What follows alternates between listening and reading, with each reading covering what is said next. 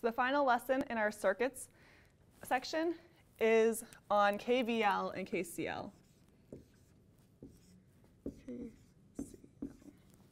So KVL is Kirchhoff's voltage law, and that is an explanation of when you have a circuit with a battery.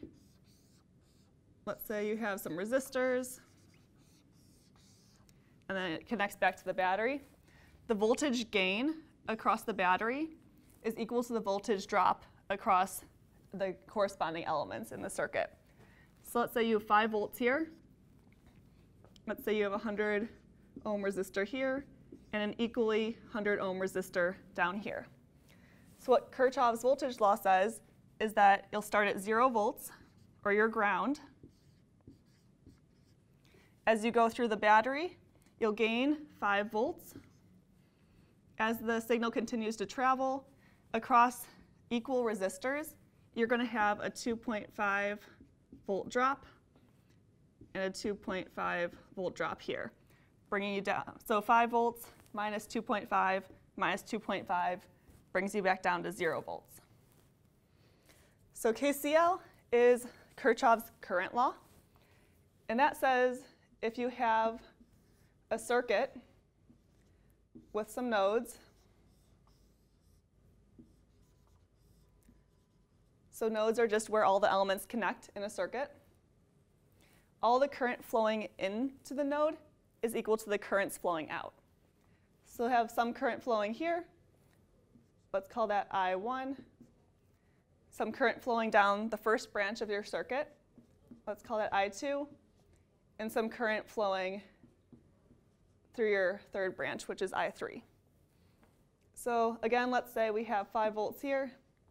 Let's say we have 100 ohms here and 100 ohms here. So first we have to calculate what the equivalent resistance is. And as you learned with parallel resistors, your equivalent resistance is going to be equal to 1 over the first resistor plus 1 over the second resistor. So that's 2 over 100, which is 1 over 50. So you get R equivalent is equal to 50 ohms. So now we can redraw the circuit. This 5 volts using R equivalent. And what we're doing here is we want to find out what I1 is. We've calculated that R equivalent is equal to 50 ohms. And then we know using Ohm's law that V equals IR. So we have 5 is equal to I times your resistance, which is 50. So we get I is equal to 0.1 amps. All right, so we've solved that I1 going in is 0.1 amps. And we know because these resistors are equal, we're going to have equal amounts of current flowing through them. So we have I3 is 0.05 amps, and I2 is 0.05 amps. So the same case happens to this node.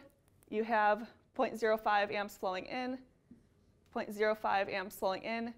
Those sum back to your original 0.1 amps.